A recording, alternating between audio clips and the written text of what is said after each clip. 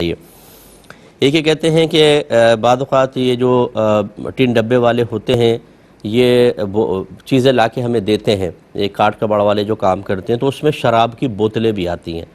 تو کچھ لوگ آتے ہیں پھر وہ خریدتے ہیں وہ بوتلیں، تو ان کو شراب کی بوتلیں بیچنا کیسا ہے؟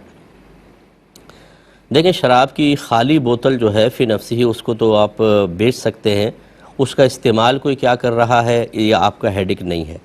تو اس میں یوں کہہ سکتے ہیں آپ کہ اگر آپ تقوی اختیار کرنا چاہیں تو کہیں بھی میں تو نہیں بیچتا ہوں، خامہ اس میں شراب ڈال کے بیچیں گے، آپ کی مرضی ہے۔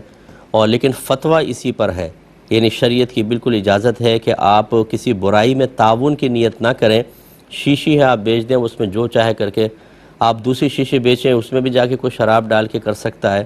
آپ مکان کرائے پر دیتے ہیں، لوگ گناہ کرتے ہیں اس میں۔ آپ دکان دیتے ہیں، لوگ خلاف شرع کاروبار کر رہے ہوتے ہیں۔ آپ رینٹ پہ اپنی کار وغیرہ دیتے ہیں، اسے ناجائز کاموں کے لیے استعمال کیا جاتا ہے۔ تو اب اگر ہر چیز کا حساب و کتاب کر کے ہی انسان قدم اٹھانا چاہے تو پھر تو وہ کچھ کاروبار کر ہی نہیں سکتا، نہ کوئی کام کر سکتا ہے۔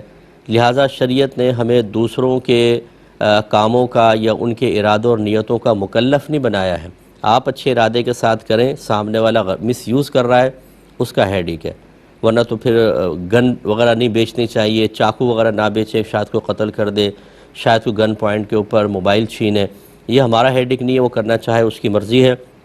بہرحال لیکن چونکہ پوچھنے والے نے اس لیے خاص طور پہ پوچھا کہ شراب کی بوتل کا یوز شاید شراب میں ہی ہوگا، یہ بھی ضروری نہیں ہے، اور بعض اوقات دوسری چیزوں میں تیل وغیرہ رکھنے کے لیے بھی لوگ استعمال کر لیتے ہیں۔